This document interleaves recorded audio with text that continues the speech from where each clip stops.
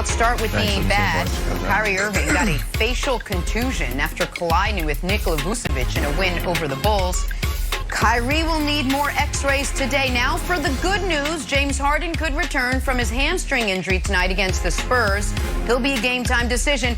But Brandon, with this team, it's one step forward, one step back. We still doesn't appear to be seeing the three stars in the game at the same time. But let me ask you this, Harden's potential return should have Nets fans feeling blank.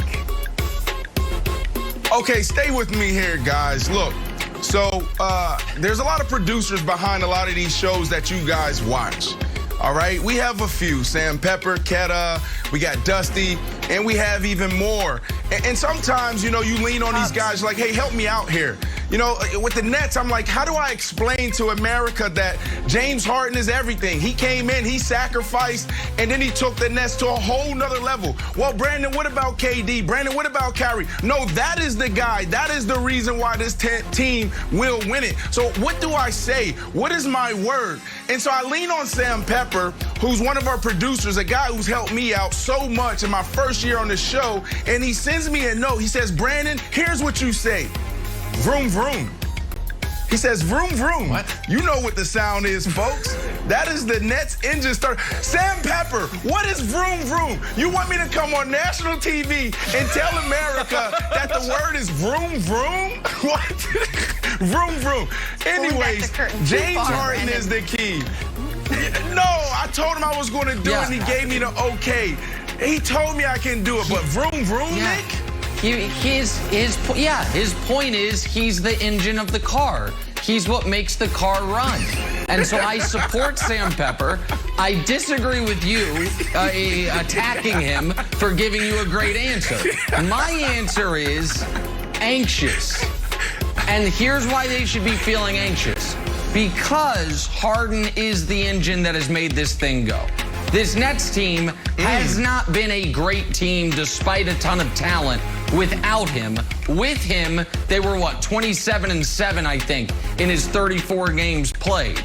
And Wilds, anybody that has never really been injured before, the injury took him out way longer than expected. When they thought he was coming back, they're like, nope, he has to reset back to his square one. I would be anxious if I were the Nets because of if he re-aggravates that hamstring, then their hopes are dashed because they have not proven to be a very good team without him. So I would say cautiously optimistic is one way to put it. Anxious is another way. Okay. Vroom, vroom. My answer is vroom, vroom. So what? Hold on. He gave that to you, too? I thought that was a wild specific. This guy's out here playing both sides of the coin. My answer is crammed. This is like cramming for a playoff test. They got 3 games left. Spurs, Bulls, and Cavs. Bulls and Cavs are back-to-back. I think they take Saturday off, and then maybe, guess what we see the night before the playoffs start? Not literally, figuratively. We see all the big 3 back together for the Cavs game at Barclays. So, hey, better late than never, guys. Love it.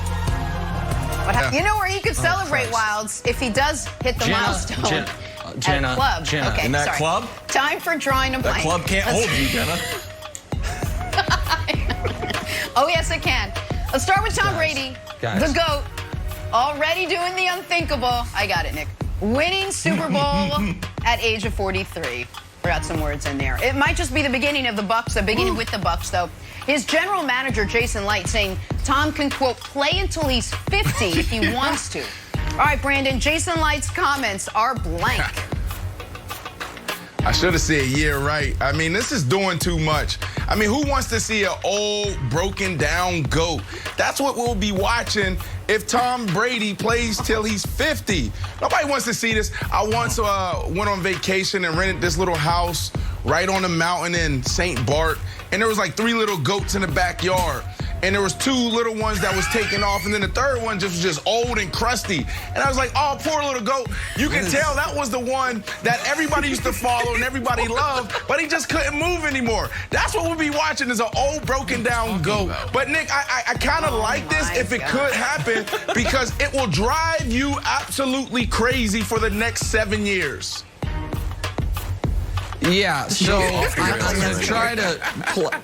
gonna try to move forward and not be distracted by the picture Brandon painted of the old goats and the young goats and St. Bart who was on a cliff. It sounds beautiful. Because the last point you made, Brandon, is the right one. This is my nightmare.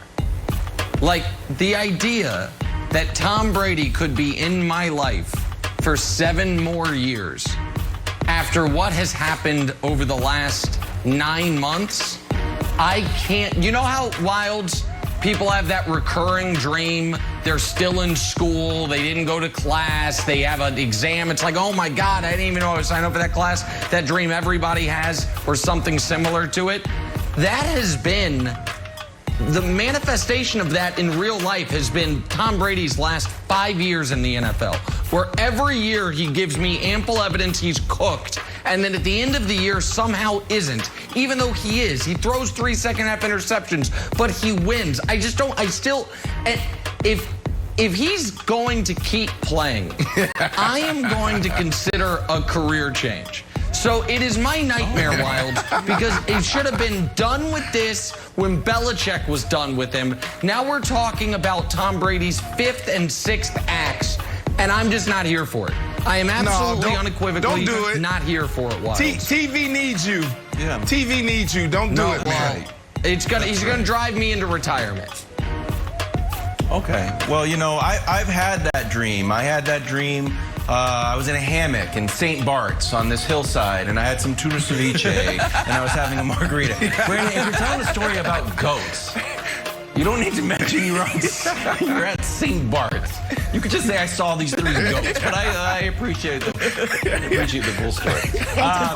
My answer is GM trash talk. GM trash talk. We see a lot of trash talk between players in the offseason, even during the games. Rarely do we see, shots fired GM to GM. Here's Jason Light. Bruce and I did mention to him being Tom Brady, leading up to the draft, that we might take a quarterback. We would do that with any great quarterback, let alone the GOAT. Oh, shots fired, Gooten Goose. They ended up drafting Florida's Kyle Trask, but that is a straight shot across the bow to Mr. Gooten, who's going through his own problems in Green Bay. So well done. What a competitive spirit. Let Jason Light Gooten. That's a good drama. That's right. It's good take, Wilds.